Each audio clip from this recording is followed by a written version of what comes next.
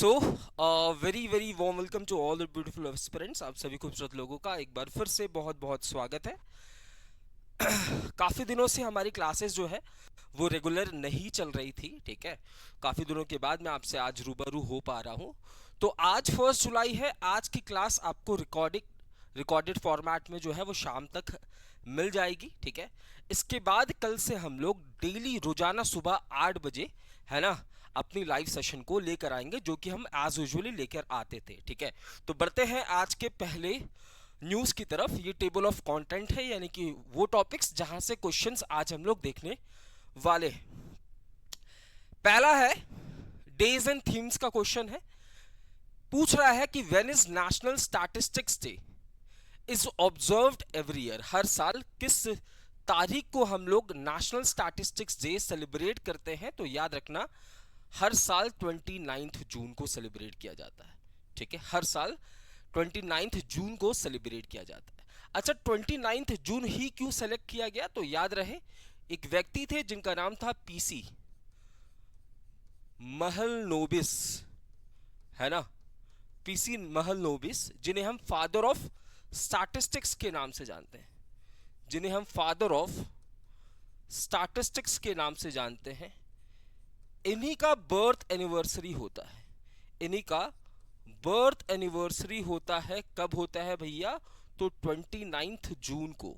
और इसी वजह से हर साल 29 जून को हम लोग नेशनल स्टैटिस्टिक्स डे सेलिब्रेट करते हैं। आपसे अगर पूछे कि इसका पहला एडिशन कब सेलिब्रेट किया गया, तो इसका फर्स्ट एडिशन सेलिब्रेट किया गया था 2007 के अंदर, ठीक है, 2007 के अंदर। और डिसाइड किया गया था 2006 में, ठीक है। तो 2006 में ये डिसाइड किया गया कि 29 जून को, है ना, इस व्यक्ति को रेस्पेक्ट देने के लिए, है ना, इनका कंट्रीब्यूशन काफी ज्यादा रहा है। आप देखोगे, है ना, ये फर्स्ट प्लानिंग कमीशन का भी हिस्सा रहे थे, फर्स्ट प्लानिंग कमीशन के भी हिस्सा रहे थे, है ना। ये सेकंड प्लानिंग कमीशन में इन्होंने बहुत इंपॉर्टेंट रोल जो है वो प्ले किया था। सेकंड प्लानिंग कमीशन जो कि 1956 से 61 के बीच में कंडक्ट होता है, इसमें इन्होंने बहुत इंपॉर्टेंट रोल प्ले किया था। सेकंड प्लानिंग कमीशन किसके बारे में बात करता है? इंडस्ट्रियलाइजेशन के बारे में, है ना, कि भारत को इंडस्ट्रीज के ऊपर काफी ज्यादा काम करना होगा। कौन सी इंडस्ट्रीज? तो कोर इंडस्ट्रीज के ऊपर, ठीक है।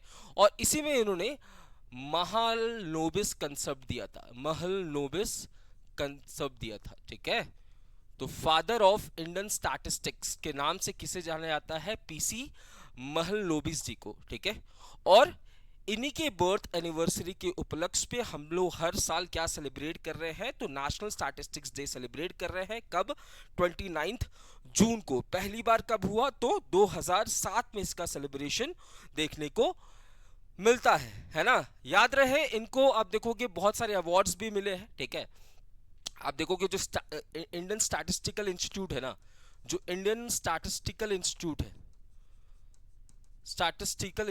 है,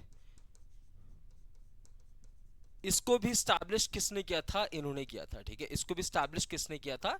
इन्होंने ही किया था। क्लियर है बात? 23 जून को क्या सेलिब्रेट किया जाता है? 23 जून को हम लोग भैया ओलंपिक्स डे सेलिब्रेट करते हैं। क्या करते हैं? ओलंपिक्स डे सेलिब्रेट करते हैं, ओलंपिक्स डे, ठीक है।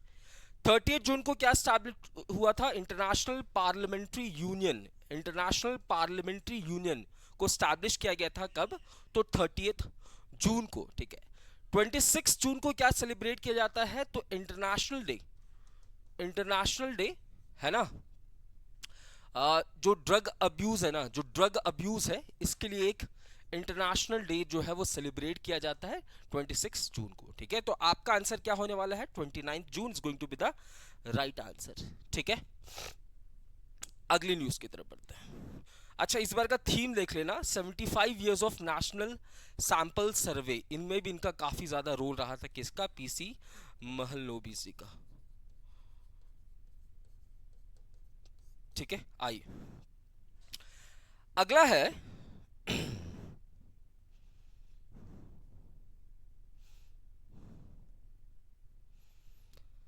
अगला आपसे क्या पूछ रहा है? देखिए, अगला क्वेश्चन क्या है? अगला है who has been recently appointed as the chief of research and analysis wing, यानी कि रॉ के नए चीफ किसे अपॉइंट किया गया? रॉ के नए चीफ अपॉइंट किसे किया गया? तो रॉ के नए चीफ अपॉइंट किए जा रहे हैं पराग जैन।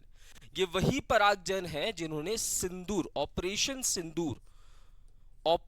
सिंदूर के ये मास्टरमाइंड है ना, मतलब जो ऑपरेशन सिंदूर चलाया गया था, ठीक है, उसका कंसेप्ट, उसके पीछे का ब्रेन किसका था? तो पराग जैन का।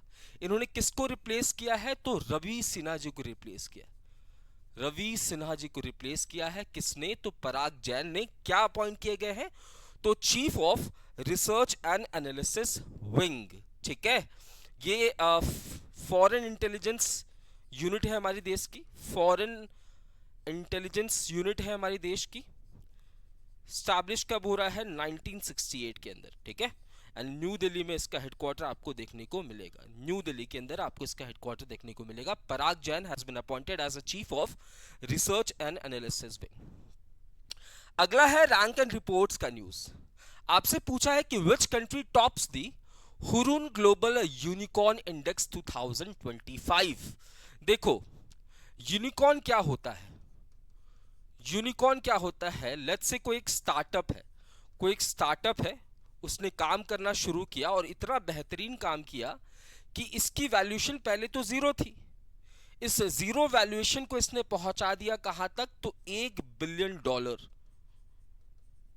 $1 बिलियन, यानी कि मेरी स्टार्टअप, मेरी कोई कंपनी जिसकी वैल्यूएशन पहले जीरो थी, अब इसकी वैल्यूएशन $1 बिलियन है ना। इसी को हम क्या कहते हैं भैया? यूनिकॉर्न कहते हैं, ठीक है। वो कंपनीज जिसकी वैल्यूएशन इतनी पहुंच चुकी है, वो क्या बन गया? यूनिकॉर्न बन गया। ये जो यूनिकॉर्न शब्द है ना, इसको कॉइन किया गया था, इसे कॉइन किया गया था भैया 2013 में। एक व्यक्ति थे जिनका नाम था ली से याद रख लो, है ना। तो एक व्यक्ति थे 2013 में, इन्होंने इस शब्द को कॉइन किया था। तो आपसे पूछा कि कौन सी कंट्री टॉप कर रही है, तो देखो इस रिपोर्ट में क्या कहा गया, ध्यान से देखना, मैं आपको यहां समझा देता हूं, ठीक है। इस रिपोर्ट में क्या कहा गया? इस रिपोर्ट में कहा गया कि देखिए भैया, टोटल कितने यूनिकॉर्न्स हैं? टोटल 1523 यूनिकॉर्न्स हैं। किसकी बात हो रही है? कौन से साल की? 2025 की, ठीक है। 2024 में कितने यूनिकॉर्न्स थे? तो 2024 में इससे 70 कम थे, यानी कि 1523 को माइनस कर देना है 70 से, तो भैया इतने यूनिकॉर्न्स तो 2070 में थे। अब कितने यूनिकॉर्न्स हैं? इतने यूनिकॉर्न्स हैं, ठीक है। अब कितने यूनिकॉर्न्स हैं? इतने यूनिकॉर्न्स हैं, ठीक है। ये जो यूनिकॉर्न्स हैं, कितने? इतने। इनकी जो टोटल नेटवर्थ है वो कितनी है? तो $5.6 ट्रिलियन। इनकी टोटल नेटवर्थ कितनी है? $5.6 ट्रिलियन। इनकी टोटल नेटवर्थ है। मतलब अगर सभी यूनिकॉर्न्स को मिला दे तो इनकी नेटवर्थ इतनी हो जाती है, $5.6 ट्रिलियन। इस लिस्ट को टॉप किसने किया है? यूएसए ने, यानी कि सबसे ज्यादा यूनिकॉर्न्स कहां देखने को मिल रहे हैं? यूएसए के अंदर। यूएसए के अंदर कितने यूनिकॉर्न्स हैं? 758। कितने हैं? 758 यूनिकॉर्न्स आपको यूएसए के अंदर देखने को मिलेंगे। और यूएसए में भी सबसे ज्यादा यूनिकॉर्न आपको कहां देखने को मिलेगा? तो सबसे ज्यादा यूनिकॉर्न सैन फ्रांसिस्को में देखने को मिलेगा, फ्रांसिस्को के अंदर देखने को मिलेगा, है ना। इसे यूनिकॉर्न कैपिटल कहा जाता है, unicorn capital of the world कहा जाता है, क्योंकि सबसे ज्यादा यूनिकॉर्न्स यहीं पे आपको देखने को मिलने वाले हैं। सेकंड नंबर पे आपको चाइना देखने को मिलेगा, एंड थर्ड नंबर पे आपको इंडिया देखने को मिलेगा। इंडिया के अंदर आपको 64 यूनिकॉर्न्स देखने को मिल रहे हैं, 64 यूनिकॉर्न्स। फोर्थ नंबर पे आपको यूके देखने को मिलेगा, 61 यूनिकॉर्न्स यहाँ पे आपको देखने को मिल रहे हैं, 60 या 60 यूनिकॉर्न, सॉरी, ठीक है। एंड इंडिया में भी आप देखोगे, है ना, सिटीज को भी रैंक किया जा रहा है कि सबसे ज्यादा, है ना, सबसे ज्यादा यूनिकॉर्न्स किस सिटी में है। तो सिटीज वाइज बात करूं तो 7वें पोजीशन पे है बेंगलुरु, 7वें पोजीशन पे आपको बेंगलुरु देखने को मिलेगा, ठीक है। तो सिटीज की बात करूं तो 7वें पोजीशन पे बेंगलुरु है, बट अगर मैं कंट्री की बात करूं तो पहले पोजीशन पे यूएसए आपको देखने को मिल रहा है, ठीक है। यूएसए आपको देखने को मिल रहा है। बेंगलुरु के बाद महाराष्ट्र है, उसके बाद गुरुग्राम है, ठीक है। बट सेकंड थर्ड आपको याद करने की जरूरत नहीं है। तो यहाँ पे न्यूज क्या था? न्यूज ये था कि हुरून ग्लोबल यूनिकॉर्न इंडेक्स आया है, ठीक है। पहली चीज यूनिकॉर्न क्या होता है, इस कंसेप्ट को आपने समझा कि जब किसी स्टार्टअप की वैल्यूएशन 0 से $1 बिलियन की पहुंच जाए तो वो यूनिकॉर्न बन जाती है। ठीक है, इस शब्द को कॉइन किया गया था 2013 में, किसके द्वारा, ली साहब जी के द्वारा। तो इस लिस्ट को टॉप कौन कर रहा है, यूएसए टॉप कर रहा है। साथ ही साथ हमने देखा यूएसए के अंदर इतने यूनिकॉर्न्स हैं, चाइना के अंदर लगभग 100 कुछ यूनिकॉर्न्स हैं, इसके बाद इंडिया आने वाला है, फिर आपको यूके देखने को मिलेगा। ठीक है, और मैं सिटीज की रैंकिंग की बात करूं तो इंडिया की तरफ से 7वें पोजीशन पे बेंगलुरु देखने को मिलेगा। ठीक है, 22वें पोजीशन पे महाराष्ट्र है, और इसके बाद आपको गुरुग्राम देखने को मिलने वाला है। चलिए अगले न्यूज की तरफ बढ़ते हैं। इंटरनेशनल अफेयर्स के न्यूज है। आपसे पूछा है कि which country passes big beautiful bill. देखो यूएसए की जो पार्लियामेंट है ना, वहां पे आपको 2 हाउसेस देखने को मिलेगा। ठीक है, एक देखने को मिलेगा house of senate, house of senate जहां पे आपको 100 रिप्रेजेंटेटिव्स देखने को मिलेंगे, और एक होगा house of representatives, house of representatives. अब हुआ क्या भैया, यहां पे अगर कोई बिल पास कराना है तो मेजॉरिटी ऑफ वोट्स पड़ने चाहिए, यानी कि 51, है ना। तो यहां पे एक बिल को प्रपोज किया गया था, जिस बिल का नाम क्या था, बिग ब्यूटीफुल बिल, और इस बिल को 51 वोट्स मिल गए। तो जैसे ही 51 वोट्स मिले, ये बिल यहां से तो पास हो गया। ठीक, यहां से तो पास हो गया। अब इस बिल के अंदर है क्या, समझना, इस बिल के अंदर डोनाल्ड ट्रंप साहब चाहते हैं, है ना, कि जितने भी रेमिटेंस इनके देश के अंदर, लेट्स से आपके चाचा यूएसए में काम कर रहे हैं। ठीक है, आपके चाचा यूएसए में काम कर रहे हैं। ठीक है, बट वो है कहां के, इंडिया के हैं। जब वो काम कर रहे हैं तो कुछ पैसे भी कमाएंगे, जब पैसे कमाएंगे तो चाची को घर पैसे भिजवाएंगे भी। तो जब यूएसए से पैसे उन्होंने भेजा, इसको हम लोग क्या बोलते हैं, रेमिटेंस बोलते हैं, रेमिटेंस बोलते हैं। ठीक है, अब यूएसए का कोई व्यक्ति यहां पे काम कर रहा होगा, ये भी भेजेगा तो इसको भी रेमिटेंस भेजेंगे, इसको भी रेमिटेंस बोलेंगे। और रेमिटेंस को रीढ़ की हड्डी कहा जाता है इकोनॉमी का, बहुत पैसा आता है रेमिटेंस के फॉर्म में, है ना। तो यूएसए ये चाहती है कि जितना भी रेमिटेंस उनके देश से किसी और देश में जा रहा है ना, उसके ऊपर हम लोग 5% टैक्स लगाएंगे। यानी कि अगर आपने 100 रुपए भेजा भारत रेमिटेंस के तौर पर, तो 5 रुपया यूएसए काट लेगा, है ना। तो इस बिल को प्रपोज किसने किया है, यूएसए ने प्रपोज किया है, एंड सेनेट से, हाउस ऑफ सेनेट से ये पास भी हो चुका है। ठीक है, आइए नेशनल स्टेट अफेयर्स की बात हो रही है। आपसे पूछा है कि हाल ही में what is the length of India's longest animal overpass corridor. देखो जब मान लो ये पूरा जंगल है, ये पूरा जंगल है। ठीक है, अब इस जंगल से मैं अगर सड़क निकालूंगा तो क्या होगा, हो सकता है कि जिस दौरान एनिमल्स क्रॉस कर रहे हो उस दौरान जो है गाड़ियां भी चलेगी। जब गाड़ियां चलेंगी तो हो सकता है एक्सीडेंट हो जाए, हो सकता है जानवर इंसान को खा भी ले, दोनों के बीच में कॉन्फ्लिक्ट का सिचुएशन देखने को मिल सकता है। तो इसी वजह से भैया जंगल के साथ साथ यहाँ पे ओवर ब्रिज बनाया जाता है ना, इसी को हम कॉरिडोर कहते हैं। ठीक है, इसी को हम लोग ओवरपास कहते हैं, कॉरिडोर कहते हैं, जिससे कि ह्यूमन वाइल्ड लाइफ कॉन्फ्लिक्ट ना हो। तो 12 किलोमीटर का आप देखेंगे, 12 किलोमीटर का यहाँ पे क्या बनाया गया, 12 किलोमीटर का एक ओवरपास कॉरिडोर बनाया गया है। कहां पे, दिल्ली मुंबई एक्सप्रेसवे। ठीक है, तो 12 किलोमीटर का ये एक्सप्रेसवे होने वाला है। ठीक है, रणथंबोर बफर जोन में आपको ये देखने को मिलेगा। ठीक है, अब इसे ना अलग अलग पार्ट्स में डिवाइड किया गया, जैसे 5 ओवरपास बनाए गए हैं, एक ओवरपास 500 मीटर का बनाया गया। ठीक है, इसके बाद 1.2 किलोमीटर का एक अंडरपास भी बनाया गया है। ठीक है, 4 मीटर के वॉल्स भी बनाए गए हैं, 2 मीटर का साउंड बैरियर्स भी बनाया गया था, 2 मीटर का साउंड बैरियर्स भी बनाया गया। तो ये तमाम चीजें आपको यहाँ पे देखने को मिल रही है। साथ ही साथ यहाँ पे रेन वाटर हार्वेस्टिंग का भी काम किया जाएगा, 30,000 से ज्यादा ट्रीज को यहाँ पे प्लांट किया जाएगा। तो बहुत अच्छी चीजें यहाँ पे आपको देखने को मिल रही है। ठीक है, तो ये इंडिया का लॉन्गेस्ट एनिमल ओवरपास कॉरिडोर है, जिसका मकसद क्या है, मकसद है ह्यूमन वाइल्ड लाइफ को रोकना इस पर्टिकुलर रीजन में। आपसे पूछा है who recently inaugurates national turmeric board headquarter in Nizamabad Telangana, है ना। देखो, टर्मरिक यानी कि हल्दी, ठीक है। दुनिया का 75% टर्मरिक कौन प्रोड्यूस कर रहा है? इंडिया प्रोड्यूस कर रहा है। कौन प्रोड्यूस कर रहा है? इंडिया प्रोड्यूस कर रहा है, ठीक है। टर्मरिक की जितनी खरीद बिक्री होती है, टर्मरिक की जितनी खरीद बिक्री होती है, उसका 68% मार्केट किसके पास है? इंडिया के पास। किसके पास है? इंडिया के पास।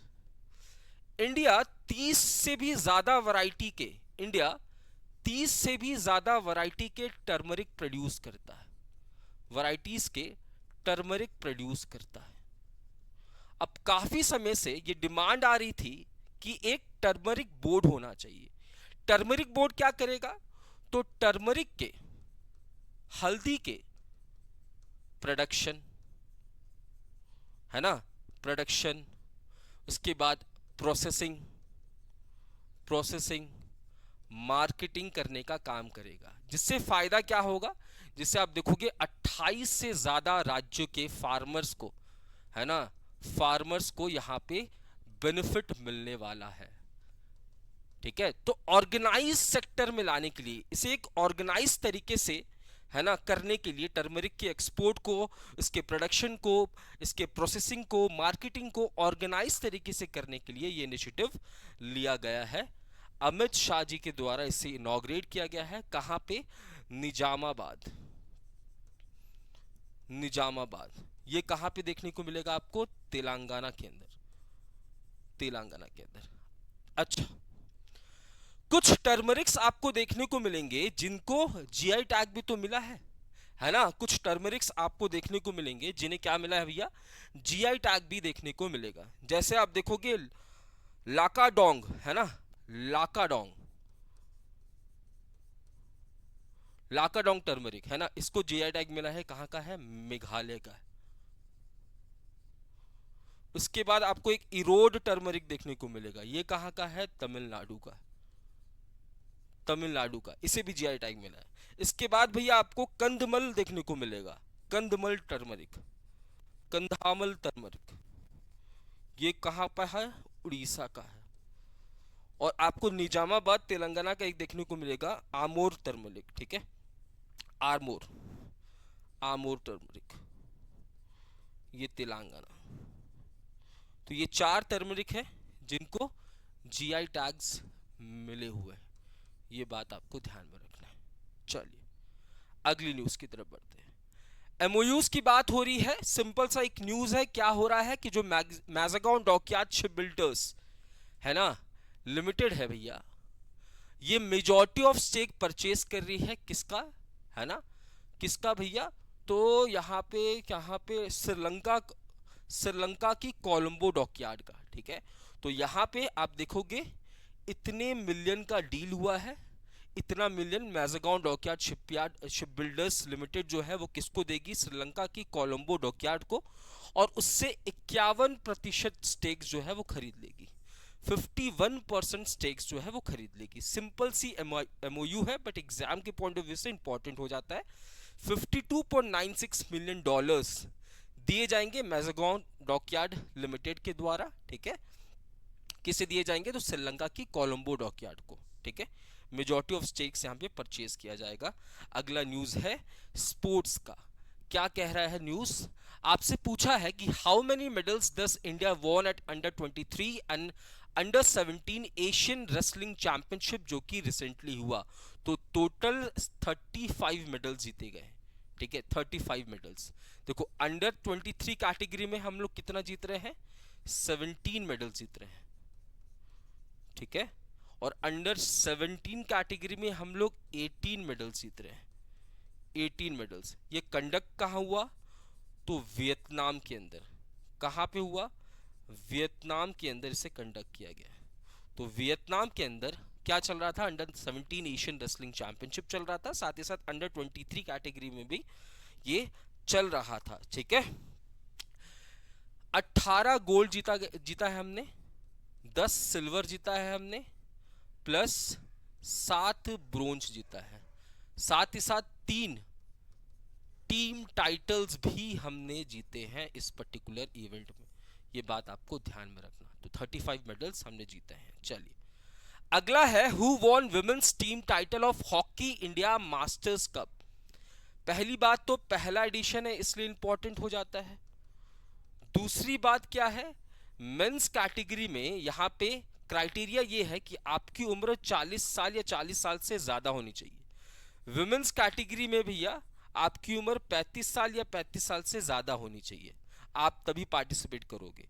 विमेन्स कैटेगरी में कौन जीत रही हैं, तो विमेन्स कैटेगरी में यहां पे उड़ीसा जीत रहा है, ठीक है। एंड मेंस कैटेगरी की बात करूं तो मेंस कैटेगरी में तमिलनाडु जीत रहा है ना। हुआ कहां पे है ये, तो तमिलनाडु के अंदर ही आपको देखने को मिलेगा। तमिलनाडु के अंदर, यानी कि चेन्नई में हुआ है वैसे ये, चेन्नई तमिलनाडु में आपको ये देखने को मिलेगा। कौन जीत रहा है विमेन्स टीम टाइटल, कौन जीत रहा है, उड़ीसा जीत रहा है, ठीक है। आइए आज का आखिरी सवाल, ऑपरेशन बिहाली लॉन्च किया गया कहां पे, उधमपुर में, ठीक है। ऑपरेशन बिहाली। अच्छा रिसेंटली कुछ और भी ऑपरेशंस लॉन्च किए गए थे, है ना, जम्मू एंड कश्मीर में। जैसे भैया सबसे पहला ऑपरेशन सिंदूर, ऑपरेशन सिंदूर लॉन्च किया गया था, ठीक है। एक ऑपरेशन चल रहा है सद्भावना, सद्भावना किस लिए, जम्मू एंड कश्मीर के लोगों के सोशियो इकोनॉमिक कंडीशंस को बेहतर बनाने के लिए, कंडीशंस को बेहतर बनाने के लिए। एक ऑपरेशन चलाया गया ऑपरेशन शिवा, एक ऑपरेशन चलाया गया ऑपरेशन शिवा, है ना। ये ऑपरेशन शिवा किस लिए चलाया गया भैया, अमरनाथ यात्रा में, है ना, जाने वाले लोगों को सुरक्षा देने के लिए, अमरनाथ यात्रा। एक ऑपरेशन चलाया गया ऑपरेशन केलर, ऑपरेशन केलर। और अब कौन सा ऑपरेशन चलाया जा रहा है, ऑपरेशन चलाया जा रहा है ऑपरेशन बिहाली, ठीक है। तो इंडियन आर्मी ने इसे चलाया। अगला है मिसलिनियस न्यूज है, क्या है, ministry of state defence, ministry की जो स्टेट मिनिस्टर हैं जिनका नाम है संजय सेठ, ठीक है। ये मेडागास्कर के 65th इंडिपेंडेंस डे सेलिब्रेशन में इंडिया को रिप्रेजेंट कर रहे हैं, है ना। जैसे हमारे यहाँ भी जब इंडिपेंडेंस डे सेलिब्रेट होता है तो हम इनवाइट करते हैं दूसरे देशों के रिप्रेजेंटेटिव को, तो भैया हमें भी इनवाइट किया गया होगा। तो हमारी तरफ से हम हमारे देश को रिप्रेजेंट कौन कर रहे हैं, तो आप देखेंगे, है ना, संजय सेठ जो है वो यहाँ पे रिप्रेजेंट कर रहे हैं। तो ये था हमारा आज का सेशन। अब हम लोग मिलेंगे रेगुलर बेसिस में सुबह 8 बजे सटीक, है ना। और सुबह 8 बजे जो क्लासेस होंगी वो लाइव क्लासेस होंगी, तो आप लोग जुड़ना ना भूलें। तो मिलते हैं अपनी अगले वीडियो में, तब तक के लिए मैं शुभम सिंह अलविदा लेता हूँ। जय हिंद, जय भारत।